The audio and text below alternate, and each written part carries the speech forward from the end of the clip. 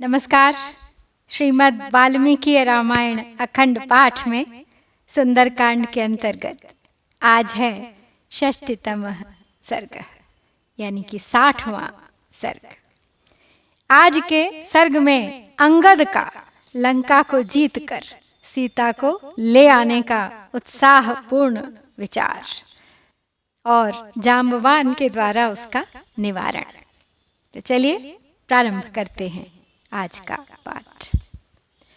तस्य तद्वचनं श्रुत्वा वालिसूनुरभाषत अश्विपुत्रौ महावेगौ बलवन्तौ प्लवङ्गमौ पितामहवरोत्सेकात् परमं दर्पमास्थितौ अश्विनोर्माननार्थं हि सर्वलोक पितामहः सर्वावध्यत्वमतुलमनयोर्दत्तवान् पुरा वरोत्सेकेन मत्तौ च प्रमथ्य महतीं चमूं सुराणाममृतं वीरौ पीतवन्तौ महाबलौ एतावेव हि संक्रुद्धौ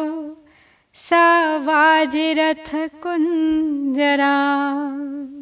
लङ्कां नाशयितुं शक्तौ सर्वे तिष्ठन्तु वानराः अहमेकोऽपि पर्याप्तः स राक्षसगणां पुरीं तां लङ्कां तरसा हन्तुं रावणं च महाबलं किं पुनः सहितो वीरैर्बलवद्भिः कृतात्मभिः।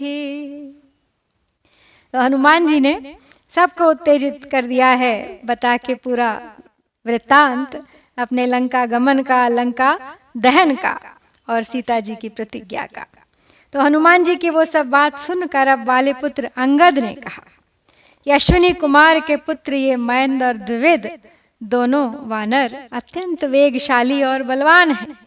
पूर्व काल में ब्रह्मा जी का वर मिलने से इनका अभिमान बढ़ गया और ये बड़े घमंड में भर गए थे। संपूर्ण लोकों के पितामह ब्रह्मा जी ने अश्विनी कुमारों का मान रखने के लिए पहले इन दोनों को यह अनुपम वरदान दिया था कि तुम्हें कोई भी मार नहीं सकता। उस वर के अभिमान से मत हो इन दोनों महाबली वीरों ने देवताओं की विशाल सेना को मथ कर अमृत पी लिया था। ये ही दोनों यदि क्रोध में भर जाएं तो हाथी, घोड़े और रथों सहित समूची लंका का नाश कर सकते हैं, भले ही और सब वानर बैठे रहें। मैं अकेला भी राक्षस गणों सहित समस्त लंकापुरी का वेग पूर्वक विध्वंस करने तथा महाबली रावण को मार डालने के लिए पर्याप्त हूँ। फिर भी यदि संपूर्ण अस्त्रों को जानने वाले आप जैसे वीर, बलवान, शुद्धात्मा, शक्तिशाली और विजयाभिलाषी वानरों की सहायता मिल जाए तब तो कहना ही क्या है। कृतास्त्रैः प्लवगैः शक्तैर्भवद्भिर्विजयैषिभिः वायुसूनोर्बलेनैव दग्धा लङ्केति नः श्रुतम् दृष्टा देवी न जानीता इति तत्र निवेदितुं न युक्तमिव पश्यामि भवद्भिः ख्यातपौरुषैः न हि वः प्लवने कश्चिन्नापि कश्चित् पराक्रमे तुल्यः सामरदैत्येषु लोकेषु हरिसत्तमाः जित्वा लङ्कां सरक्षौघां हत्वा तं रावणं रणे सीतामादाय गच्छामः सिद्धार्था हृष्टमानसाः तेष्वेवं हतवीरेषु राक्षसेषु हनुमत किमन्यदत्र कर्तव्यं गृहीत्वायाम जानकी। तो अब अंगद जोश में आ गए हैं, कह रहे हैं कि मैं अकेला ही काफी हूँ, लेकिन आपकी अगर सहायता हो जाए तो बस फिर तो कहना ही क्या है, हमारी लंका पर विजय कोई भी टाल नहीं सकता। तो वायुपुत्र हनुमान जी ने अकेले जाकर अपने पराक्रम से ही लंका को फूंक डाला।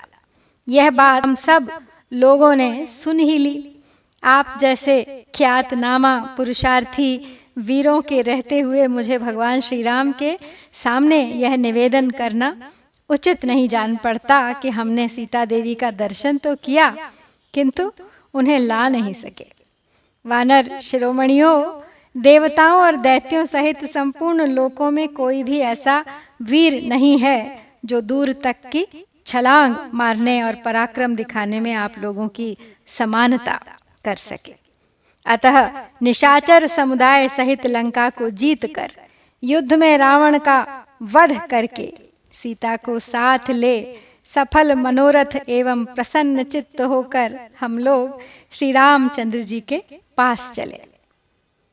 तो जब हनुमान जी ने राक्षसों के प्रमुख वीरों को मार डाला है तो ऐसी परिस्थिति में हमारा इसके सिवा और क्या कर्तव्य हो सकता है कि हम जनक नंदिनी सीता को साथ लेकर ही चले।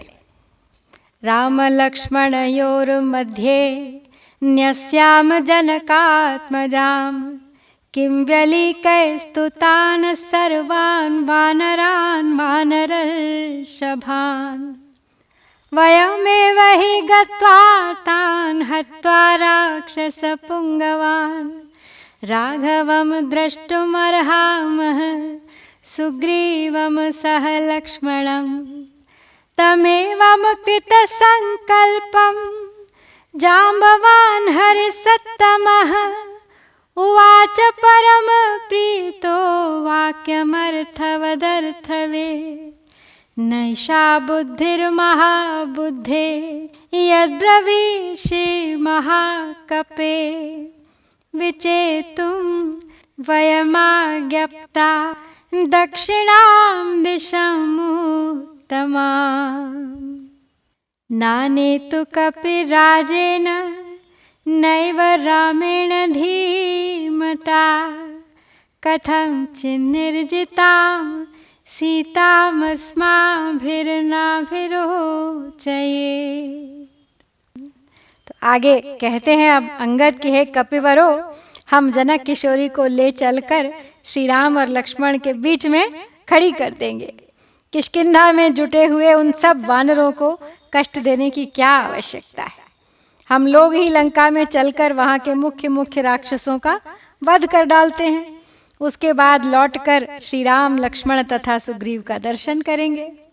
तो अंगद का ऐसा संकल्प जानकर वानर भालुओं में श्रेष्ठ और अर्थ तत्व के ज्ञाता जाम्बवान ने अत्यंत प्रसन्न होकर यह सार्थक बात कही।